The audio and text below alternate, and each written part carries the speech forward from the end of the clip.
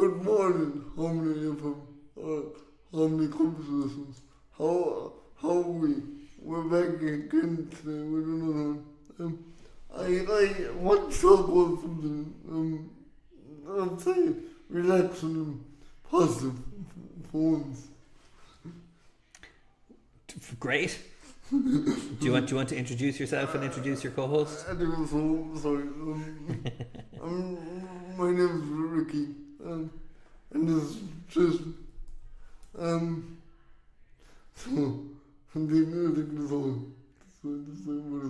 Well, we've been doing this for more. Actually, how many years have we been doing this for? We have been doing Harmony FM. Well, depends on how you define it. We've been doing this video podcast since 2021, late 2020, early 2021. But we were doing it internally. We weren't doing it live on YouTube like we are now. And the whole lot we've been doing, the whole lot. Well, then everything. So, like way back to the QCFM days.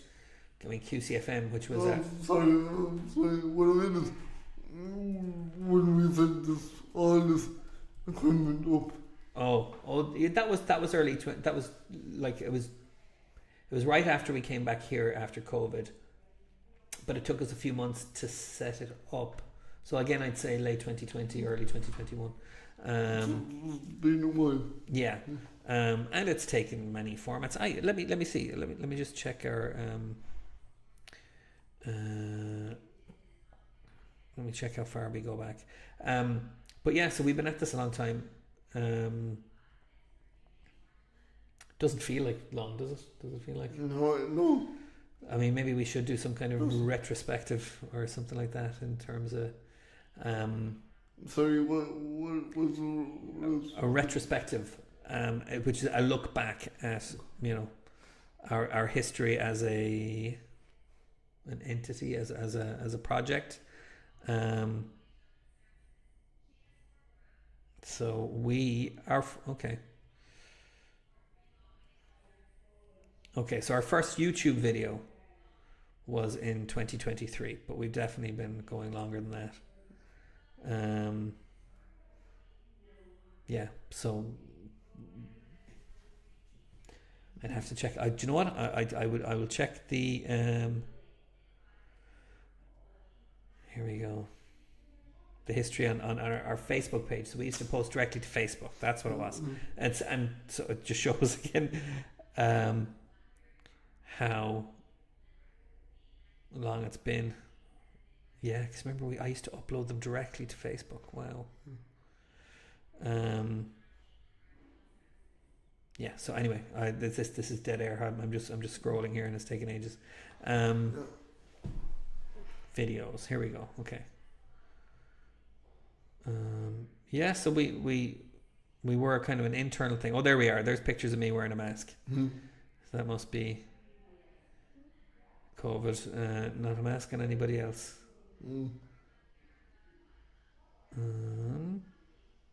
God, look at me. I look so young, even in my mask.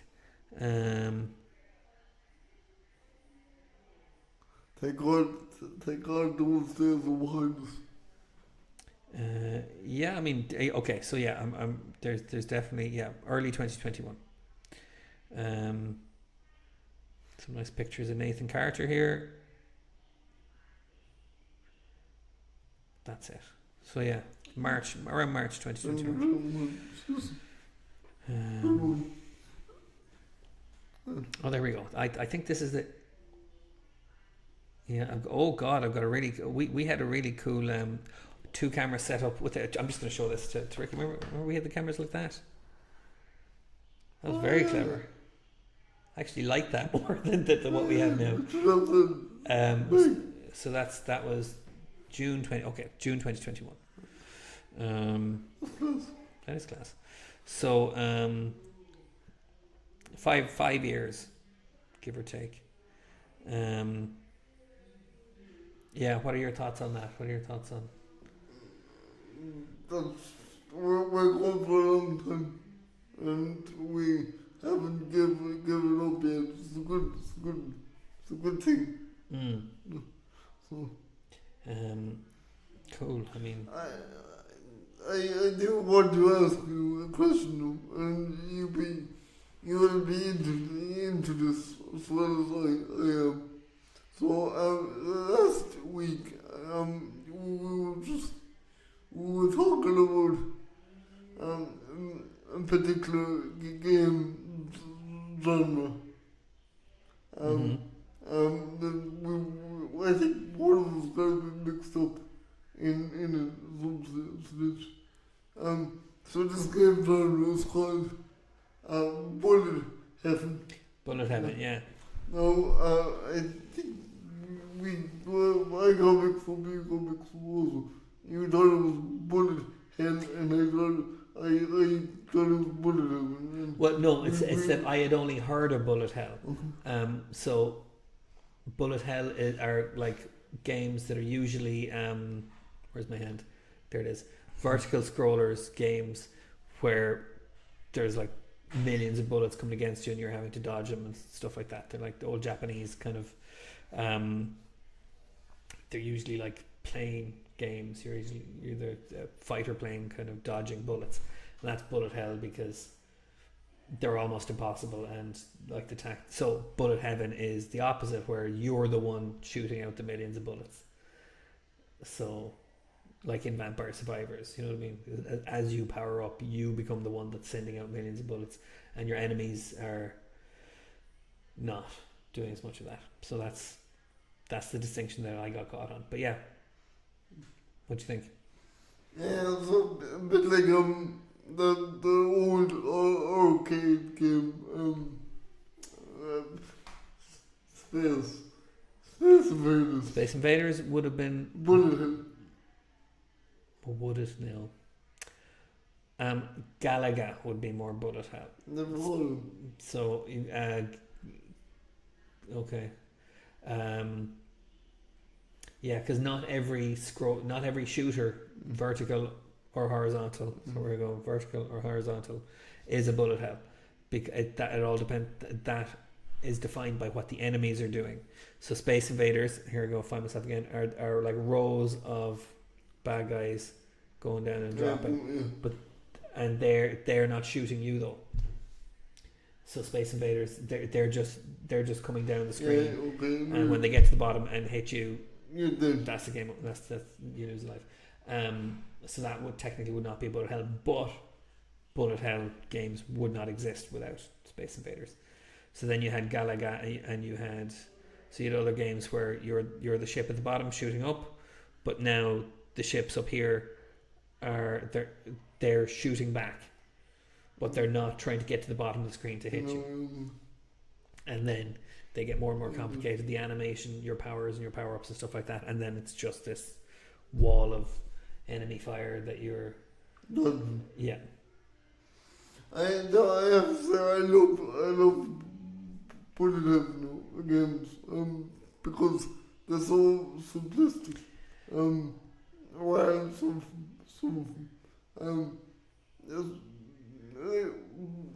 why I love them the most is because they're really accessible to all. Basically all you have to do is the move to dodge. Yeah. And that's basically all you have to do. It's class. Yeah. It's like the whole game from the get-go is accessible. Yeah. You know. But I actually came up with this idea. It's not implemented, and I think it should be, because it's, if I'm not blowing my own trumpet, it's actually a really good idea. Do you know how they have competitions when it comes to fighting games, like Mortal Kombat and Street Fighter and all? Yeah, esports. Well, I think they should do something on Bullet Heaven games. I'm sure they do. Bullet Heaven, sorry, yes. Sorry. Yeah, no, sorry, I was like, I'm sure they do, but then I was like, maybe not for Bullet Heaven, sorry. Some kind of competition, where maybe you can trust on how long you can let them stay alive for and their tactics used in the game. So what Patrick did quite well, how we move into dodge enemies to up to maybe what powers you actually use to level up your character. I think that would be wicked because everyone could get involved. Disabled and understand. It would be. Do you want to set something like that up? Why not? I mean, could we actually do that? Would that be possible? Yeah. No. Okay, well, let me just check. I mean, again, it depends on the format because and how we capture it. I don't even know if we stream stuff like this the way we're doing this stuff now, whether there are copyright issues with playing games like this. But I'd rather ask forgiveness than permission. Like if we had Vampire Survivors, is it free to play online? No, you have to play. You have to buy it on Steam. Oh no, hang on. You can play it off a browser. There we go. That's it there. I'm just gonna have a quick. Oh yeah. Okay. Talk away there while I'm playing. Okay, so there. Oh yeah, and there's okay. So you guess. I'm just gonna. So we could quite conceivably. There we go. I'm dead. I lasted 19 seconds. Set up something like that and just have either an over-shoulder camera or somehow capture it on screen. Be interested to even put it to the test and then see how well it would be a concept. Yeah. Okay. Because do you know what? Do you remember when we had the my Atari emulator? I thought like we didn't really maximize that. We should have had a tournament of that too, like a Space Invaders tournament or something like that. That would have been quite fun. So yeah, why not? I know that somewhere else I work, we were going to do a pinball tournament using a pinball game on the Xbox. But we never quite got it off the ground. Yeah, so who would you challenge? Who would you? I mean, do we have enough people to set up a?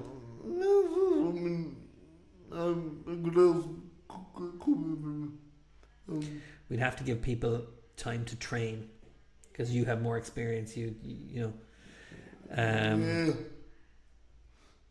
But I'll be interested to put it to the test because we're interested to see what rules, what not rules, but what we set for the tournament. Like, as a survival, how long we could survive, is it skills, like how good are you dodging pads. And just for and just well, I think your basic rule of thumb would be who dies first. So you would because you don't want it to be like overcomplicated or going on too long either. So like it's not so you can either have a leaderboard which is just individuals playing and you do your best time. Yeah, okay. Or you have two people against each other on exactly the same level with exactly the same power set, and just the first person to die loses, and then the next person plays that person. I have a more complicated way of doing it, but I don't know if the game would allow this, which is so for people who haven't played Vampire Survivors, you gain currency throughout the game that you then spend on upgrading your powers and spending on different kinds of powers. So powers that protect you, or area of effect powers, or or different kind, weapons that shoot in different directions with different frequencies. So if I was going to have a really serious Vampire Survivors game, I'd have 2 players and I'd give them like 10,000 coins and say, configure your character, pick your character, and give them, spend this money on whatever upgrades you want, and then see who lasts longer, because then people get to configure their character to their playing style, and then visually it's more interesting for the viewer because you're seeing 2 different styles of play and 2 different visual outputs. Do you know what I mean? It's not just the 2 guys on the screen going in different directions, they're also shooting stuff differently too. That might be harder to set up because I don't know that the game gives you that kind of control, as in, you know, set, you know, preload your money. But you know, one of us could learn how to program that, and you know, that kind of thing. Yeah, but sorry, back to that. I'm really shocked how eSport doesn't have this, because like everyone can get on board with this, and like it's not limited. I think you just answered your own question. Esports is by definition very exclusive and very elite. You know, like it is about playing the hardest games on the hardest level. Don't necessarily agree with it, but it's like that is the nature of the whole thing. I mean, it would be like saying, but it's football's hard. Like it starts amazing, but it gets wild on the way. My understanding of esports is that it's just like non-esports. It's all about advertising and sponsorships and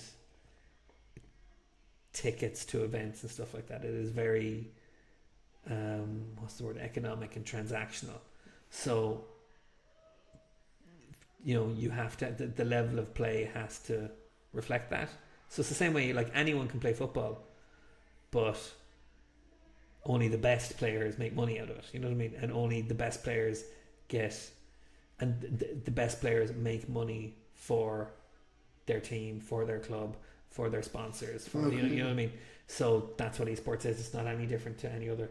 So what you're talking about, if I'm not putting words in your mouth, is why isn't there community level esports the way there is community level non-esports? Yes, okay, now I understand. Okay, but there, I mean, that would be the easiest thing to set up ever. You just, yeah, it would be. There's a community center down here. You set up a few screens and a few devices and just say, come on, let's have a tournament.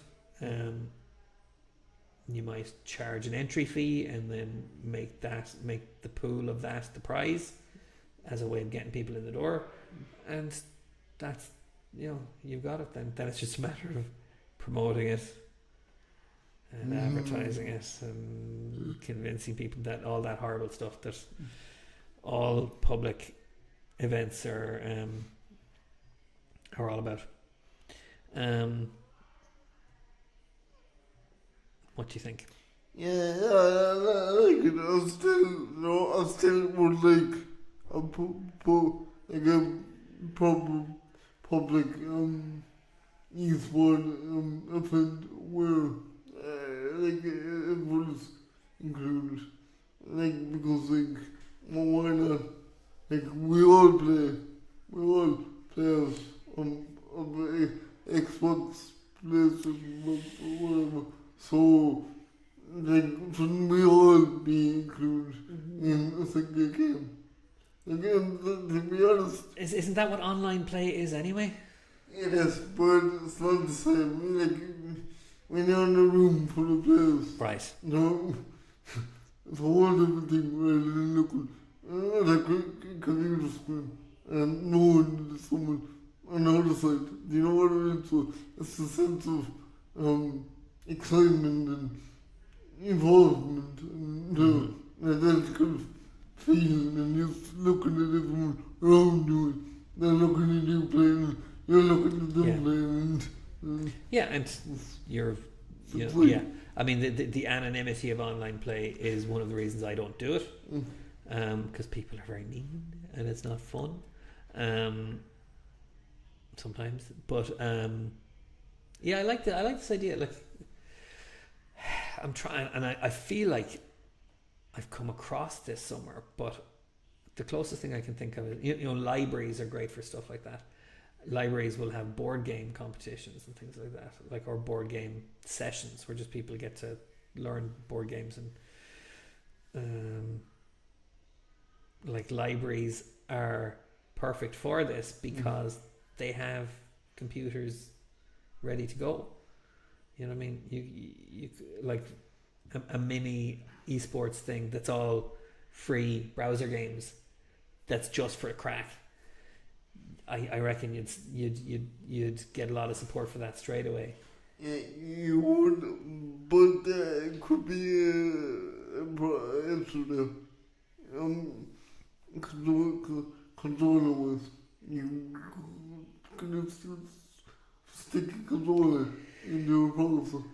And if you can't play with a mouse in a iPad. I think you can, because I mean, essentially, when you plug an Xbox controller into a Windows PC, it becomes a mouse. Really? Yeah, that was one of the big selling points. Now you do have to configure it, but within PCs there are ways of doing that quite easily. You don't have to do like the Steam thing, rewriting your controller script. I know that's cool. So. Okay. I'm warming to this idea. It's just about how to get it started. Like I still like the idea of the Atari tournament, and even the mini one. Like, when I left the Atari here, you know, people had a lot of fun with it, like, because it was so simple. You know? The Atari was good because the what do you call it, joystick. That was big enough for people to grab. Yep. And move around. Like something like that, like would benefit most, not everyone, but most. I totally agree. Yeah. Sorry, sorry.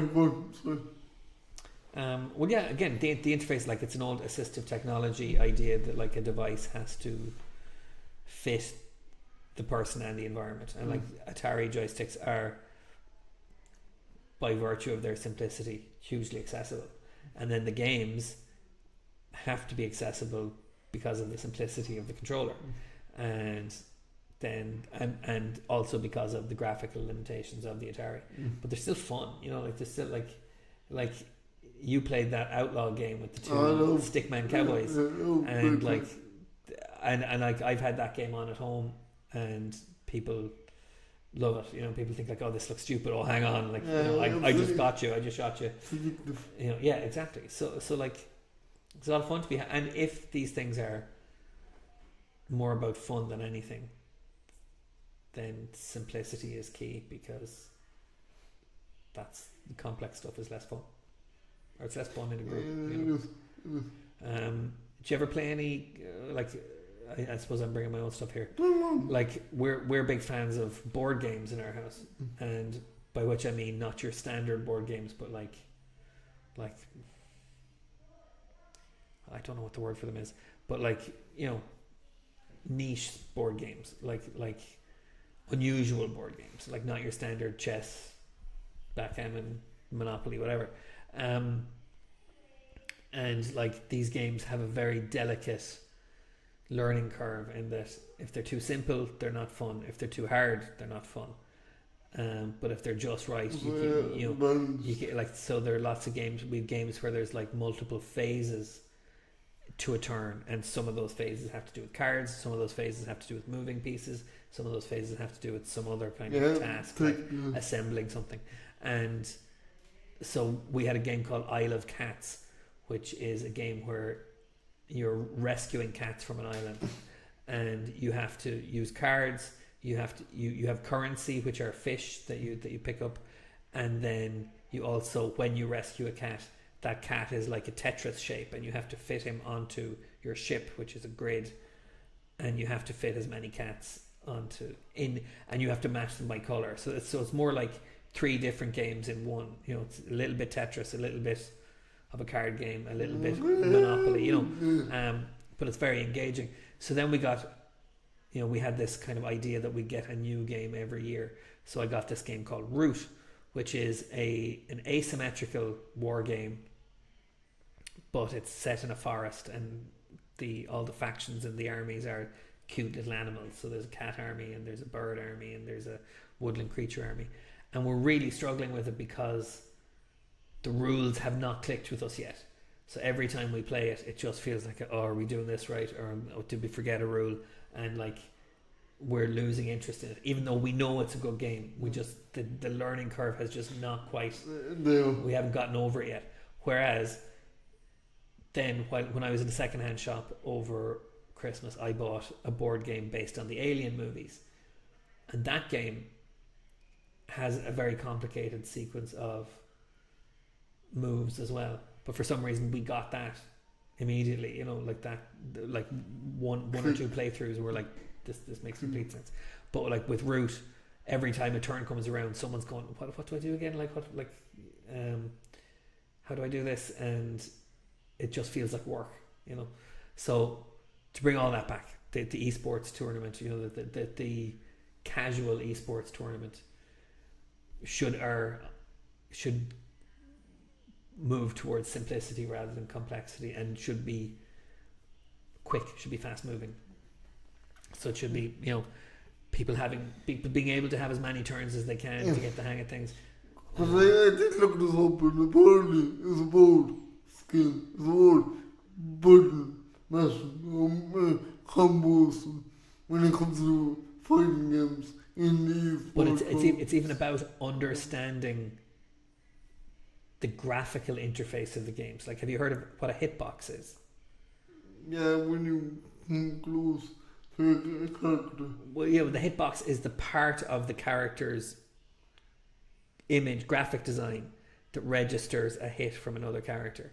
So like it's actually understanding that you're not dealing with the graphics. You're not hitting a character. You know, the Sub-Zero in Mortal Kombat is not hitting Scorpion.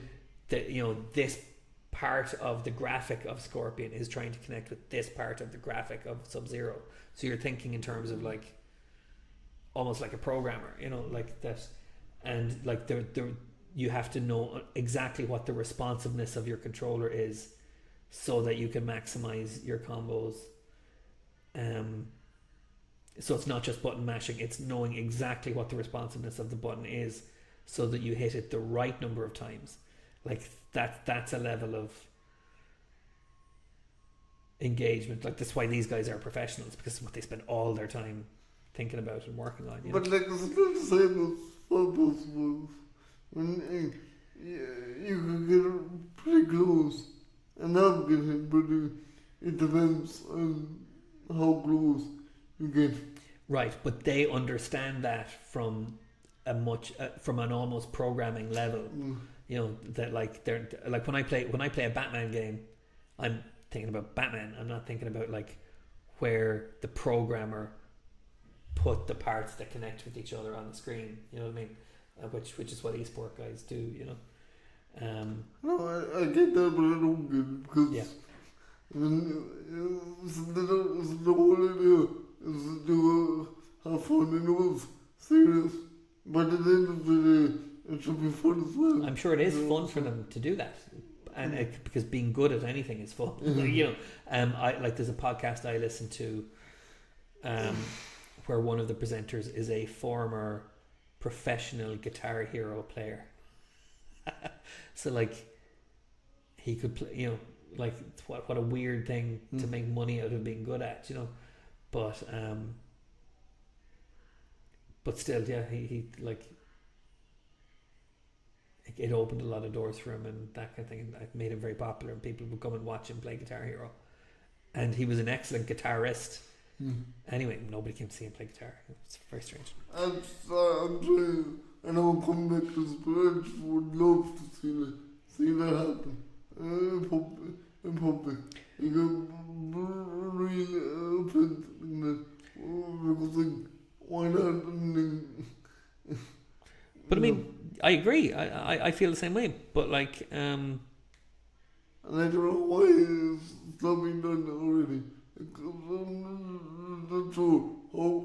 Like, there's a lot of organizations set up in the UK that has accessibility controllers. So I don't understand how no one actually kind of set up a competition like this for everyone, not only the celebrities. I think it's the follow on from that question is, well, if it's that simple, you do it. You know, let's do it. Let's make it happen. Like that's. And I'm not saying that in a kind of challenging way. I'm saying like, yeah, okay. Like if it makes sense to you, and you're the first guy to suggest it, then be the first guy to do it. You know. So what do we need? I mean, is this something where it's coming up 22? Like to you know, let's break it down. What do we need? We need numbers. We need Numbers. Of people. Yeah. I think there's other stuff you need before that. I think that's one of the last things you need. You need location. You need equipment. You need, so even if it is just like browser games or tablet games and things like that, you need to have rules. You need to have agreed on rules for it, but you have to make those rules engaging. You have to be like, it's not just we're gonna kind of police how you play. So it's like exercise tablet with a HDMI connector to connect to a monitor, like to the do you know what? You don't even need a HDMI. You can have if you have Google Home, or you know, a lot of tablets have the ability to cast to a TV, and so you can have the GUI of the game, the graphical interface of the game on a screen while someone is playing it. I used to do that with my phone. You can what's going on there?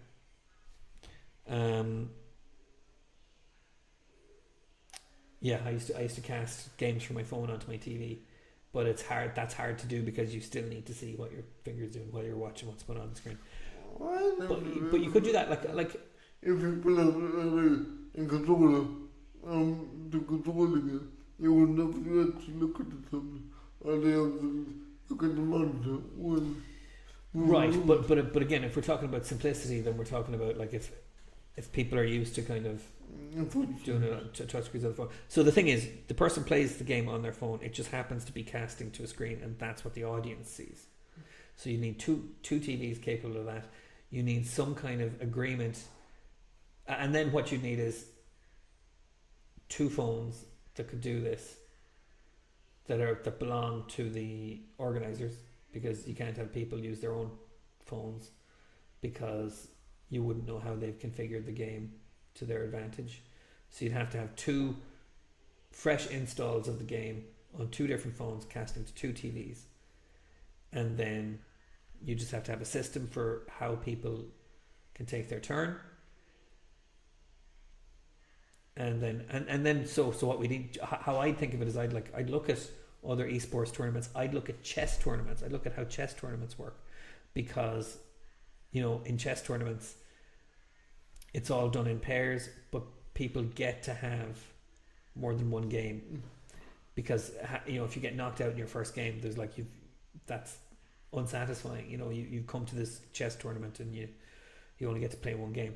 So then you need to have a system whereby people can play multiple games against multiple opponents, but you keep track of who wins, of the wins and the losses, and then the person with the most wins at the end of the thing wins. So again, that's your system, that's your rules, that's your scoring system. Then you need someone to present it. You need someone to kind of be the snazzy kind of commentator guy. But like, it's not undoable. You know what I mean? I think we should try that. I think we should set it up here and record ourselves doing it, and maybe it wouldn't be one of these shows because we don't know how long it would be or how fun it would be to watch remotely, but like it's all doable. I think and even if it doesn't take off, it would still be fun to have tried it, Definitely. So we have like there's the reason I'm saying all this is so that we have a record of it. Is like I don't care who's watching this or who finds it entertaining. I just want there to be a recording of us having broken it down a little bit. So you have the logistical stuff of having a space and having the equipment you need. You have the technical stuff of being able to connect everything and have it work consistently. Yeah, that's a bit more complicated. So you worry about 2 monitors. Yeah. That's a bit complicated. You, The location easy. People, again, easy. The number of people, yeah. more wanted and easy. The equipment, easy enough. But that's everything. Well, again, depending on the equipment that's available to you, that can be adapted into how the tournament is run. If you have 2 screens, you can play 2 people against each other. If you have 1 screen, there might be a way of pairing 2 devices and splitting the screen. Probably not, but who knows? If you have only 1 screen, then okay, then you make it 1 player and it's just a matter of high scores. But then you have to pick a game where one person isn't going to be there for an hour, scoring some, so like it's either high scores or it's survival time. That's why Vampire Survivors is a good game, because if you start off on level 1, with no power, you might not get past it on your first go. So even the best player might still crash out. I like that because there's a point in level 1 where you get all the werewolves. I hate them. Yeah. Werewolves come and they're impossible to. Yeah. They're impossible to beat. Yeah. So there's lots of ways to do it. So once you've got the logistics, the technical side, you get the format of your game, and then it's all about the presentation. It's about how you you'll have to explain the rules to the audience. You'll have to explain how the screens work. You'll have to, introduce your players, in a kind of snazzy way, like that kind of thing. And you need to find people to do that, and then after that, it's all about getting people in. Like everything, that all has to be decided before you think about your numbers, before you think about getting people in the door. And maybe to do that, you do run a few kind of mock or dummy tournaments to kind of say this is what it's going to look like, but on the day. And I like that idea, and as soon as that it becomes easier because each character in the game has their own advantages and disadvantages. Yeah. Like Antio and Antonio. He has a whip. Sorry, we have our guest. Our guest is looking for us. He has a whip that comes on that I hate. I don't like it because it's really difficult. Yeah. But that could be a start point. Exactly. That could be a beginner. Yeah. Beginner. I mean, it could be a different game. It could be Super Mario Brothers. It could be something else. But it just needs to be something that anyone can sit down and have a go at. You would have an unfair advantage, so we'd have to pit you against someone who's played it a few more times. No, I played it. No, but I mean, we'd have to pitch you against someone who has. Pretty good. That's what I mean. But so we couldn't put you against a complete beginner. You know what I mean?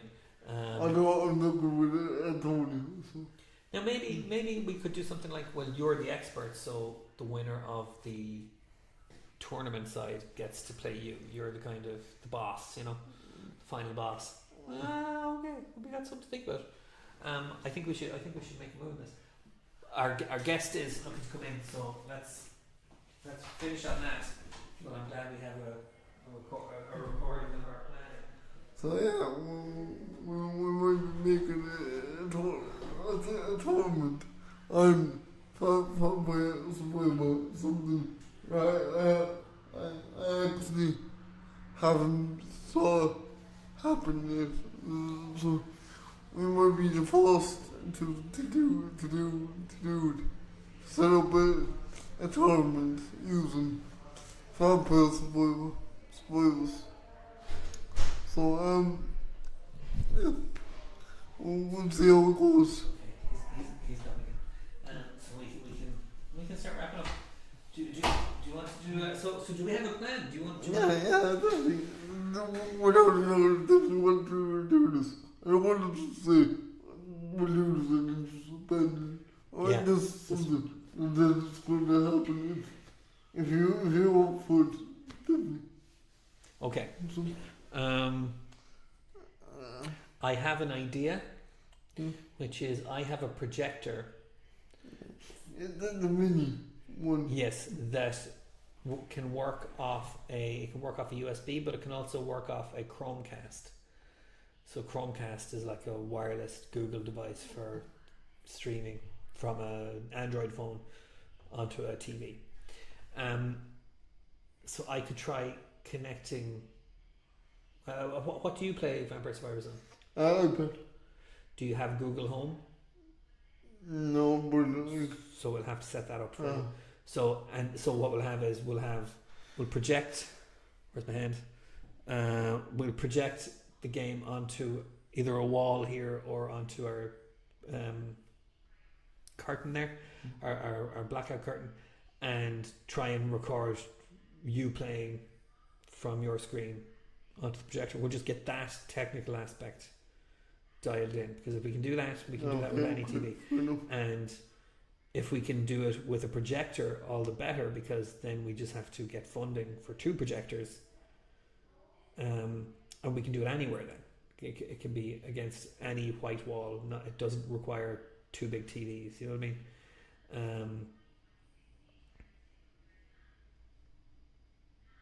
So that, I think that's our first thing. Proof of concept.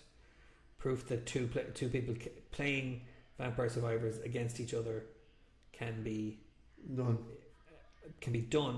And can be done interestingly. But yeah, I think Vampire. So take it step by step. Yeah, break it down and like let it instead of like instead of being too linear about it, kind of going, well, where do we start? Because and the only endpoint in our head is this fully finished esports event. We're like, no, let's work on the individual components, put them together as we go, because there'll be other things involved, and there are skill sets to develop, because we would have to get good at promotion and designing flyers and stuff like that. The other thing I wanted to ask is, can arcade stick, fine arcade stick, be used for Vampire Survivors? Yes. Yes. Because it's one analog stick. That's Exactly. all you need to Yeah. use. Now I know some of these arcade sticks have modes on them to put left, right, analog stick. You can switch between left, right, analog stick. I think it's only on the Xbox. I'm not sure. Probably, But, yeah. I do have a fight stick though, but again, if we're not using touch screens, that's harder to work. It's harder to make work, because then you're dealing with the game on a browser screen that you then have to project somewhere else.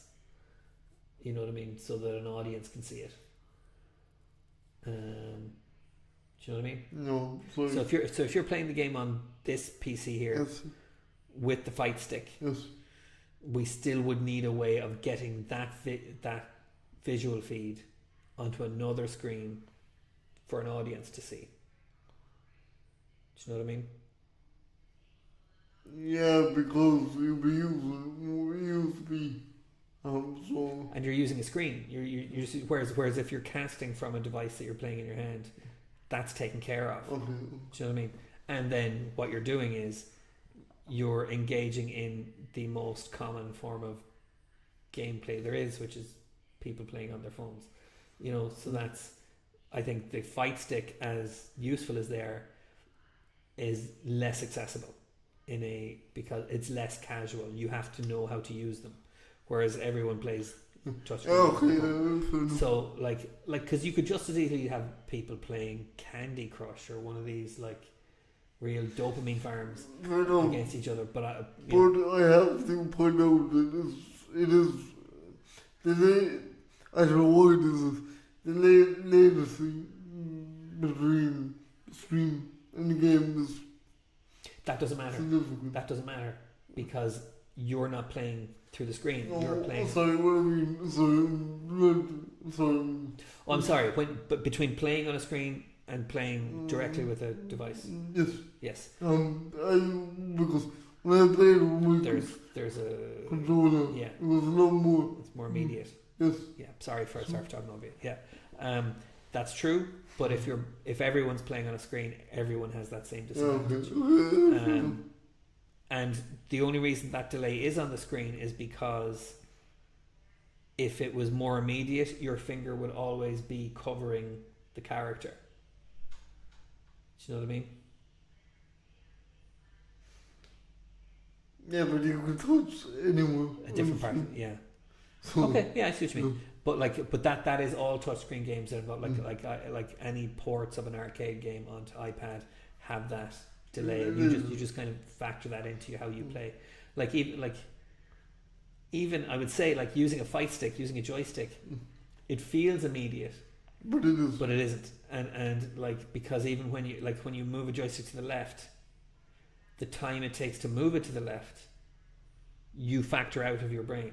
The movement only starts when you click the switch. So there's still that time. You have moved your hand to the left in a way that isn't reacted on the screen. But for some reason we tune that out. It still feels immediate. You know what I mean? Anyway, that's human computer interaction 101. That's the direction of motion stereotypes. Cool. So sorry for all this technical talk, but when definitely set that up, it'd be interesting to set it up and effectively have it come achievement if we can, if we're allowed. In particular, are you allowed to dream for perseverance? Are you allowed what? Dream for perseverance. Like actually dream it. I know some games, you are some games. Sorry, I shouldn't have done that noise into the microphone. I don't know, but I also think that later on when we're happy, when we're confident. Yeah, I mean the commercial side of it is I think you would get in trouble for streaming it if you're making money off that. But we're not intending to do that. You know, like and then also the game is free online. And again, I know that's a bit of a gimmick though, because you have to pay for it on Xbox, and I'm sure you have to pay for it on PlayStation. You do, but yet it's free online. Yeah, I don't get that. Because PlayStations and Xboxes can't run games from browsers the way browser games can. But you still have to buy it on Steam. You still have to buy it to own it on your. Yeah, and I think did I have to buy it on my phone? I think I did. Yeah, I think I had I had the demo version of it, which I think allowed you to get up to a certain level, and then I had to pay for the full game, which I didn't mind because I like it. I ended up deleting it because I was playing it too much. So maybe I'll. Yeah, I was playing not for best, but the one. And I was going to say I bought, and then it sounded really nice. Jotun Slayer. Jotun Slayer. I bought it, and Jesus, it's an addictive game. It's a really addictive game. In a good way or a bad way? Good way, really good way. Okay, maybe we'll make it a Jotun Slayer tournament. That's a bit complex. Yeah. Because you need to do particular things in the game. You need to It's more click it's so more much. it's more narrative, is it? Okay. So, Well, all right. We better wrap up. We've gone right up to the wire here. look, thanks for listening to us, and hopefully you find this interesting. So, Unfortunately, Ricky, our viewer numbers are extremely low, but we do it anyway. But maybe when we start our tournaments, and maybe when and people that's want the to- one without a doubt. I did, in fact, put up a few flyers for And I did it as our well. thing. So let's just see. I am going to take, just because I don't want to be knocking our own viewing numbers. I'm going to check our numbers so that we can thank the people for watching properly. We have 12 subscribers. That's not nothing.